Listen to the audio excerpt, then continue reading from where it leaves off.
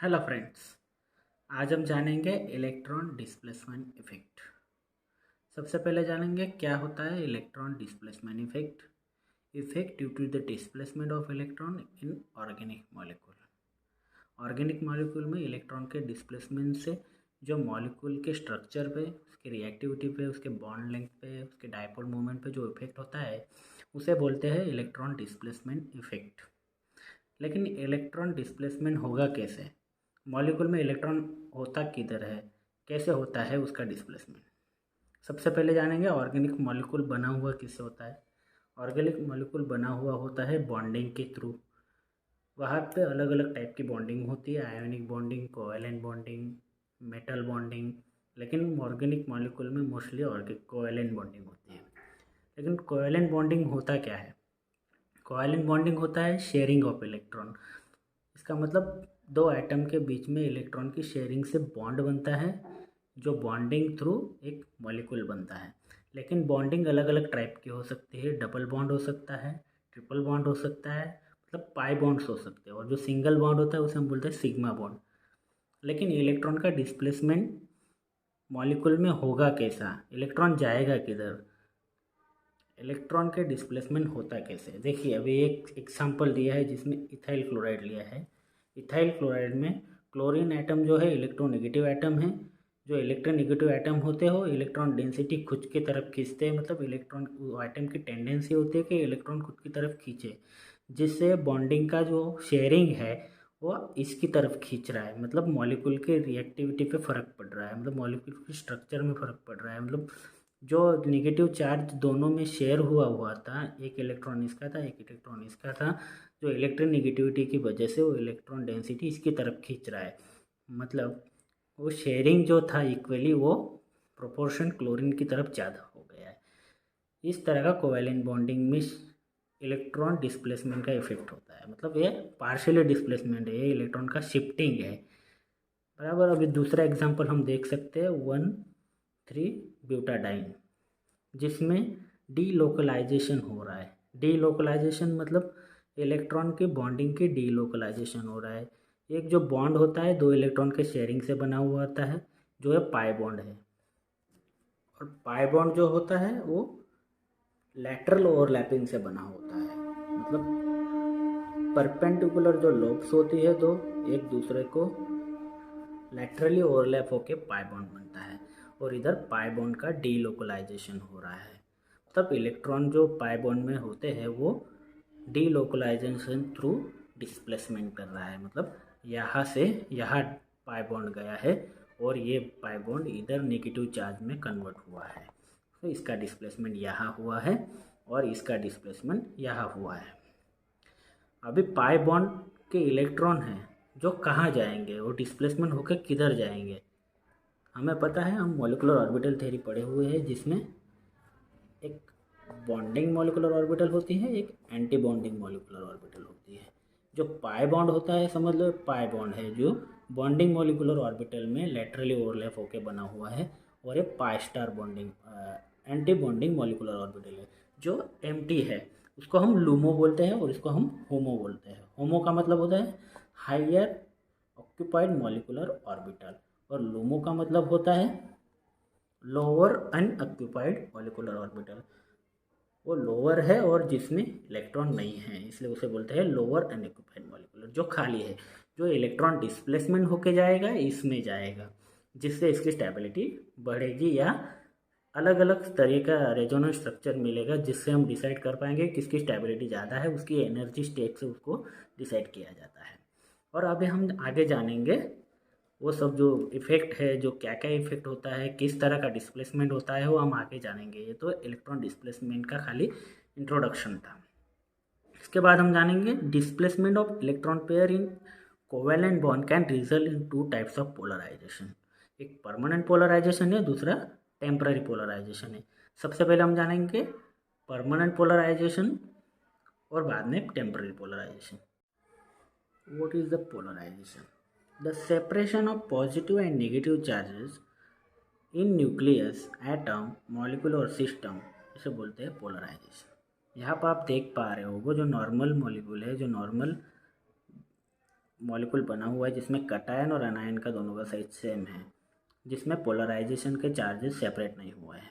जब पोलराइजेशन होता है तब यहाँ पे आप दूसरे इसमें देख सकते हो, दूसरे फिगर में आप देख पा रहे होंगे कि जहाँ पे नेगेटिव चार्ज जो है उसका लोब सबसे बड़ा हो गया है, दोनों में उसका साइज ज़्यादा है, जिसके बाद पोलराइजेशन होने के बाद उनमें चार्जेस के सेपरेशन हो गए। मतलब नेगेटिव चार्ज क्या होता है? नेगेटिव चार्ज का मतलब होता है दो इलेक्ट्रॉन मिलकर एक नेगेटिव चार्ज होता है। तब ये दोनों के बीच में जो इलेक्ट्रॉन से इक्वली शेयर हुआ था पहले स्ट्रक्चर में, जो दूसरे स्ट्रक्चर में पूरा का पूरा नेगेटिव चार्ज की तरफ शिफ्ट हो गया है, जिससे पोलराइजेशन हो गया, मतलब चार्जेस का कंप्लीटली सेपरेशन हो गया है, जिसको बोलते हैं पोलराइजेशन। उसके बाद आता है पोलराइजेबिलिटी।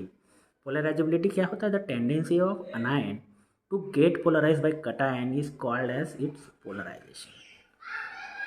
पोलराइजेबिलिटी का मतलब होता है कि उसकी टेंडेंसी होती है अनायन की जो पोलराइज होए, मतलब वो पोलराइज होता नहीं है, वो मतलब टेम्पररी होता है भी तो टेम्पररी होता है, मतलब वो कम्प्लीटली परमानेंट पोलराइजेशन नहीं होता है, जिसके वजह से उसका स्टेबल हो जाता है और मॉलिक्यूल टेम्पररी बनता है, बाद में स्टेबिलिटी की तरफ चला जाता है, जिसकी वजह से उसकी पोलराइजेशन वो कम्प्लीटली नहीं रहता है, टेम्पररी नहीं होता है। उसको बोलते हैं टेम्पररी पोलराइजेशन या पोलराइजेबिलिटी। हम जानेंगे परमानेंट इफेक्ट मतलब पोलराइजेशन क्या होता है, पोलराइजेशन के कितने टाइप होते हैं। उसमें हम जानेंगे उसमें होते हैं 4 type of polarization. Inductive effect, एक रेजोनेंस होता है, तीसरा होता है हाइपर कॉन्जुगेशन, उसके बाद होता है मेसोमेरिक इफेक्ट। और हम सबसे पहले जानेंगे इंडक्टिव इफेक्ट। इंडक्टिव इफेक्ट क्या होता है? Induce polarization of sigma bond when an electronegative atom or group withdraws electron pair of sigma bond towards itself. Induce polarization मतलब पोलराइजेशन इंड्यूस होता है, क्रिएट होता है। सिग्मा बॉन्ड समझ लीजिए सिंगल बॉन्ड है, दो एटम के बीच में, दो कार्बन के बीच में सिंगल बॉन्ड यह है जहाँ पोलराइजेशन इंड्यूस होता है, मतलब क्रिएट होता है, तैयार होता है। जैसे हमने पहले पोलराइजेशन देखा था जिसमें नेगेटिव चार्ज या जो इलेक्ट्रॉन पेयर है वो एक तरफ शिफ्ट हो गई है, नेगेटिव की तरफ शिफ्ट हो गई है, जिसकी वजह से उसमें पोलराइजेशन क्रिएट हुआ है सिग्मा बॉन्ड में। जो इलेक्ट्रोनेगेटिव एटम कोई इधर होगा जो इलेक्ट्रॉन की डेंसिटी इसकी तरफ खींचेगा, जिसकी वजह से इसमें पोलराइजेशन क्रिएट होगा, उसको बोलेंगे इंड्यूस पोलराइजेशन। और जो इसकी वजह से इफेक्ट होगा मॉलिक्यूल की रिएक्टिविटी पे, उसकी स्टेबिलिटी पे, उसको बोलेंगे इंडक्टिव इफेक्ट। और हम जानेंगे सबसे पहले इलेक्ट्रोनेगेटिव एटम होता क्या है।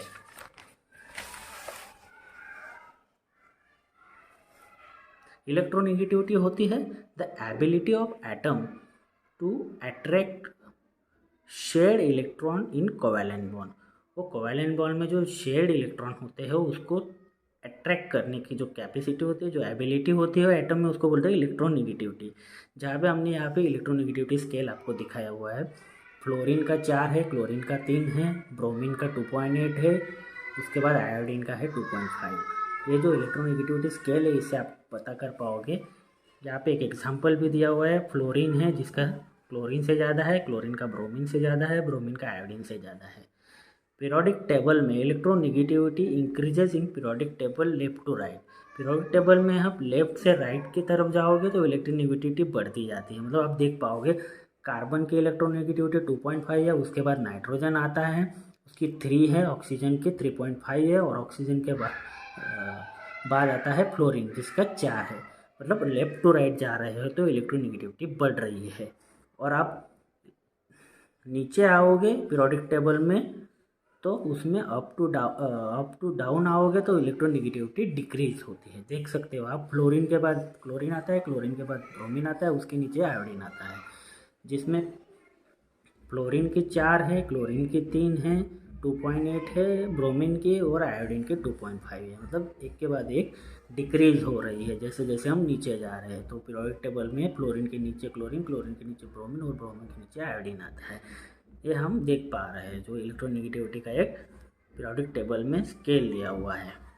अब एक एग्जांपल के थ्रू इंडक्टिव इफेक्ट जानेंगे। यहाँ पे एक एग्जांपल दिया है प्रोपाइल क्लोराइड का, जिसमें हम इंडक्टिव इफेक्ट जान सकेंगे, जिसमें क्लोरीन एटम दिखाया हुआ है। क्लोरीन एक इलेक्ट्रोनेगेटिव एटम है जिसकी इलेक्ट्रोनेगेटिविटी 3 है, मतलब वो कार्बन से ज़्यादा है। हाइड्रोजन से भी ज़्यादा है, जिसकी वजह से इसकी इलेक्ट्रोनेगेटिविटी में क्या होगा, पोलराइजेशन इंड्यूस होगा, जिसके वजह से इलेक्ट्रॉन डेंसिटी अपनी तरफ खींचेगा। इलेक्ट्रॉन जो शेयरिंग दो कार्बन के बीच में किया हुआ है, जिसका प्रोपोर्शन इक्वली था, वो क्लोरीन के वजह से वो शिफ्ट हो रहा है, अपनी तरफ खींच रहा है, जिससे इलेक्ट्रॉन इंडक्टिव इफेक्ट क्रिएट हो रहा है। और आप एक एग्जाम्पल के थ्रू एक जान पाओगे, जहाँ पे फ्लोरीन लगा हुआ है उसमें इंडक्टिव इफेक्ट ज़्यादा है क्लोरीन के कंपैरिजन में, ब्रोमीन के कंपैरिजन में, आयोडीन के कंपैरिजन में। ये हमने इलेक्ट्रोनेगेटिविटीज़ का स्केल देखा, उसमें भी आप जान सकते हो क्लोरीन का सबसे ज़्यादा है, उसके बाद क्लोरीन का है, ब्रोमीन का है, फिर आयोडीन का है। इसकी वजह से जितनी ज़्यादा इलेक्ट्रोनेगेटिविटी रहेगी उतना ज़्यादा इंड्यूस पोलराइजेशन रहेगा। लेकिन इंडक्टिव इफेक्ट में भी दो टाइप ऑफ इंडक्टिव इफेक्ट आता है, डोनेटिंग इंडक्टिव इफेक्ट और विड्रॉइंग इंडक्टिव इफेक्ट। जो डोनेटिंग इंडक्टिव इफेक्ट होता है उसे बोलते हैं प्लस आई इफेक्ट।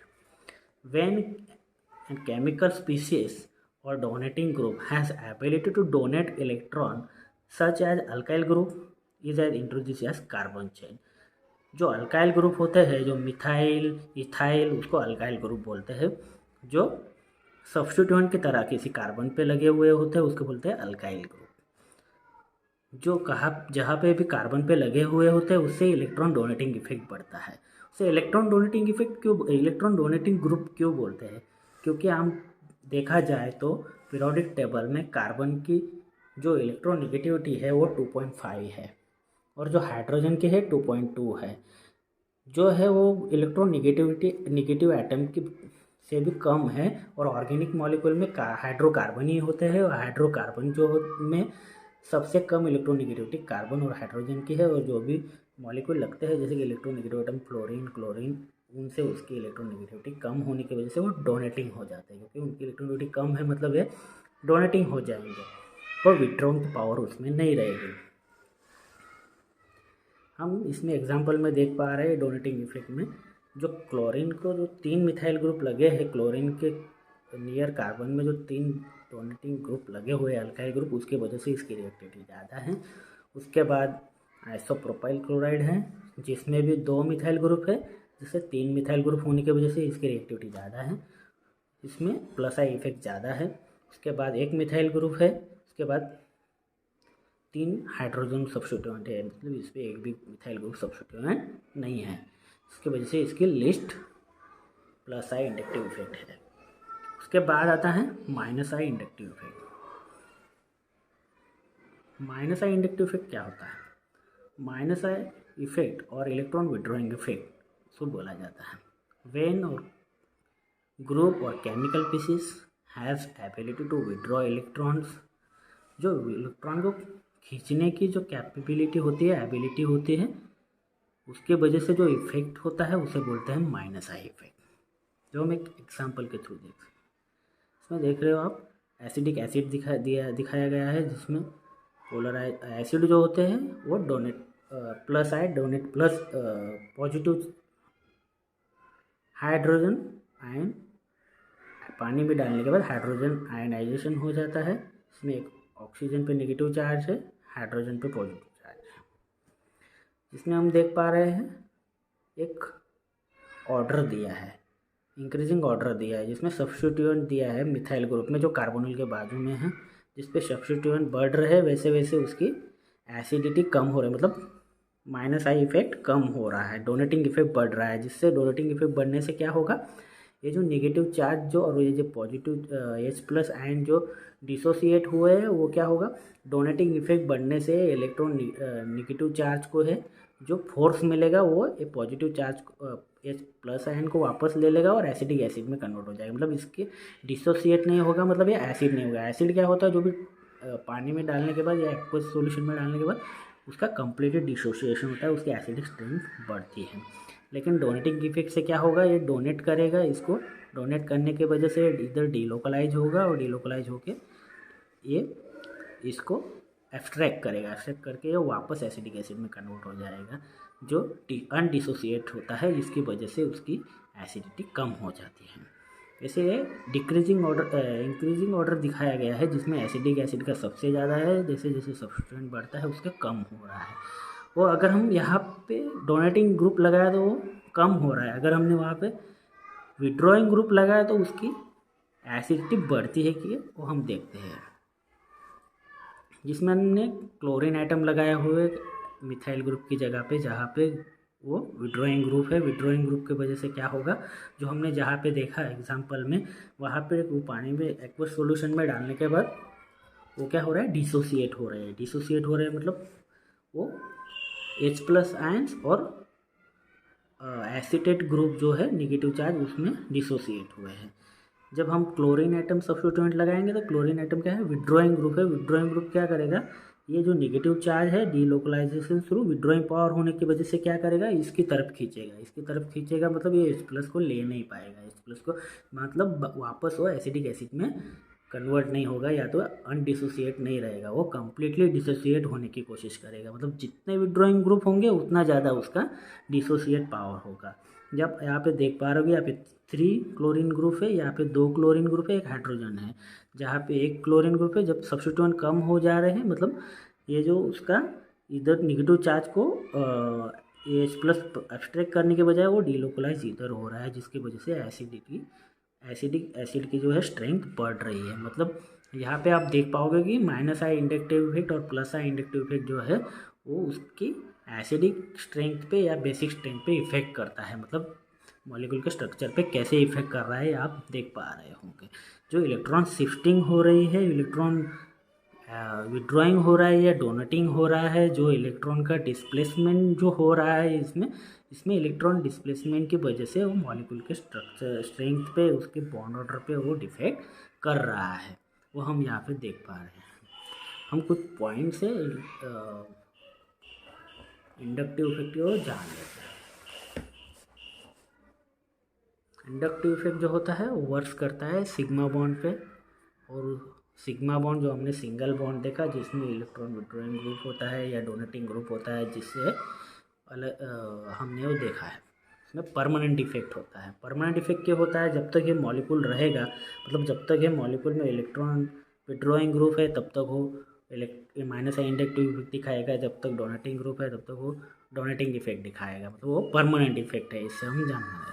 तो अगला पॉइंट है effect on acidity and basicity. जो एसिडिटी का हमने एग्जांपल देखा था एसिडिक एसिड का, जिसपे वो इफेक्ट करता है, लेकिन बेसिसिटी का हमने नहीं देखा है। बेसिसिटी का हम देखेंगे एक एग्जांपल, जहाँ पे आप देख लो, कोई भी हम अमाइन ले लेते हैं। ये मिथाइल अमाइन है जिसपे मिथाइल ग्रुप लगा हुआ है, जिसपे है नाइट्रोजन पे लोन पेयर होती है। जैसे मिथाइल ग्रुप में और सब्स्टिट्यूएंट बढ़ जाएगा, ये इथाइल अमाइन है।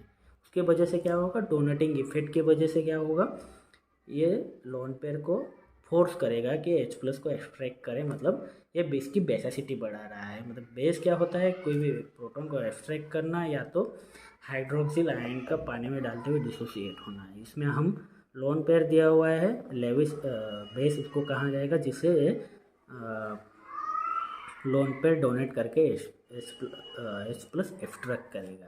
इसमें और सब्स्टिट्यूएंट बढ़ेगा तो उसका और डोनेटिंग इफेक्ट की वजह से और इसका लोन पेयर एक्सट्रैक्ट करने के लिए एफिशिएंट हो जाएगा, और डोनेटिंग ग्रुप बढ़ेगा। मतलब हम जैसे जैसे इसमें +I इंडक्टिव बढ़ रहा है वैसे वैसे वो लोन पेयर पे है। वैसे ही अगर इलेक्ट्रॉन विड्रॉइंग ग्रुप लग जाता है तो इसकी बेसिसिटी कम हो जाएगी है, जिसको हम -I इफेक्ट बोलते हैं। मतलब -I इफेक्ट की वजह से इस पर बेसिसिटी कम हो जाएगी और +I इफेक्ट की वजह से इसमें बेसिसिटी बढ़ जाएगी।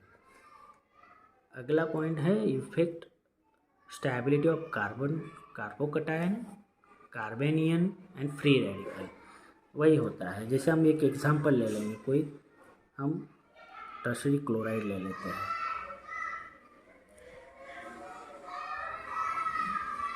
टर्शियरी क्लोराइड है, हम SN1 का एग्जांपल ले लेते हैं। इसमें क्या होगा, कार्बोकटायन फॉर्म होगा। ये जो कार्बोकटायन फॉर्म हो रहा है, एक कार्बोकटायन मतलब एक वैकेंट ऑर्बिटल है कार्बन पे, जिसमें 3 मिथाइल ग्रुप लगे हुए हैं। 3 मिथाइल ग्रुप क्या कर रहा है, डोनेटिंग इफेक्ट कर रहे हैं, जो इलेक्ट्रॉन को कार्बन को स्टेबलाइज करते हैं। कार्बन की वैकेंट ऑर्बिटल जो होगी, जिसमें p वैकेंट ऑर्बिटल, मतलब कार्बन में हमने देखा है कि 4 इलेक्ट्रॉन होते हैं। एक 2s में होता है, एक इसमें होता है, एक इसमें होता है। लेकिन जब एक कार्ब इसमें से एक इलेक्ट्रॉन चला जाएगा तब एक ऑर्बिटल वैकेंट हो जाएगी, पी ऑर्बिटल, जिसमें है डोनेटिंग ग्रुप क्या करेंगे, इलेक्ट्रॉन डोनेट करेंगे, जिससे इसकी स्टेबिलिटी बढ़ जाएगी। मतलब जो क्लोरीन डिसोसिएट हुआ होगा वो वापस इसको नहीं लेगा, जिससे इसकी स्टेबिलिटी बढ़ जाएगी। वैसे ही कार्बेनियन की होती है। कार्बेनियन में निगेटिव चार्ज रहेगा। नेगेटिव चार्ज क्या होगा, जो नेगेटिव चार्ज होगा वो डोनेटिंग इफेक्ट के वजह से वो डिस्टेबलाइज होगा। अगर विड्रॉइंग ग्रुप हो गया वो इलेक्ट्रॉन ये नेगेटिव चार्ज को अपनी तरफ खींचेंगे, जिससे वो स्टेबलाइज हो जाएगा। वैसे ही फ्री रेडिकल का होता है। फ्री रेडिकल में भी रेडिकल को एक वैकेंट ऑर्बिटल होगी, जिसमें डोनेटिंग इफेक्ट से उसको स्टेबलाइज किया जाएगा। ऐसे इसकी स्टेबिलिटी कार्बोकैटायन की और कार्बेनियन की फ्री रेडिकल भी होंगी।